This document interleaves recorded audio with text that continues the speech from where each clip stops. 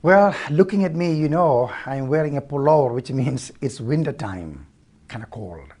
But I remember my first encounter with ice and snow. It's awful. It was 1974 in Germany.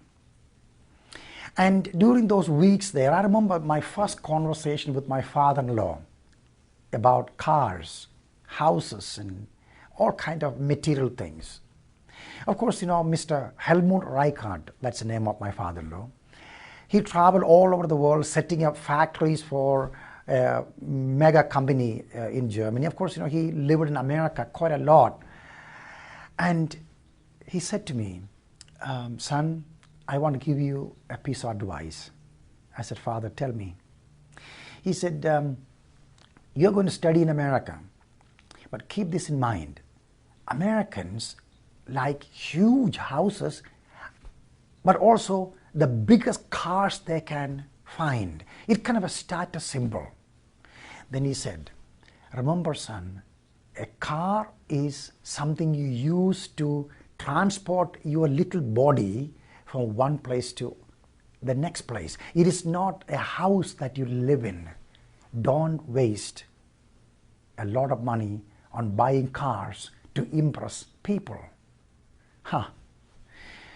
Of course, I landed in the United States later to go to college, and sure enough, I saw cars I never saw in my entire life. Maybe in pictures I saw, but I kind of felt like a little mosquito sitting on the top of an elephant. Well, as time went by, I too was tempted, horribly tempted, to buy some bigger cars, and I did buy a couple of them, just tell you the truth. But it didn't take very long before I found out, what am I doing?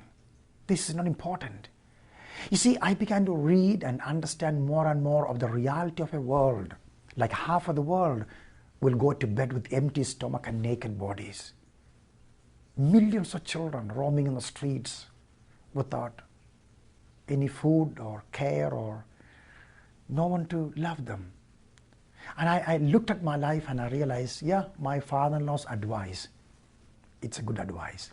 So I switched from bigger cars to little Volkswagen Bug. And I'm so glad that over the years, the Lord watched over this little creature and never had an accident. It runs well and takes my fragile little body from one place to the next place I'm going. Well, here's a lesson. So much of our energy, our concentration, our resources, we give it, we spend it on things that really don't matter. But more than that, it just burdens us down so much. A.W. Tozer said this, materialism without any doubt is the worst enemy of godly life. If you want to walk with God, if we want to be His so completely and find peace and a sense of wholesomeness, don't let the stuff, the material things, become the reason for your joy. It's just a tyranny. It's a burden.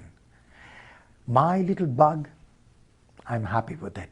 No, you don't have to buy a bug to be happy about it, but make your own decision as the Lord give you direction.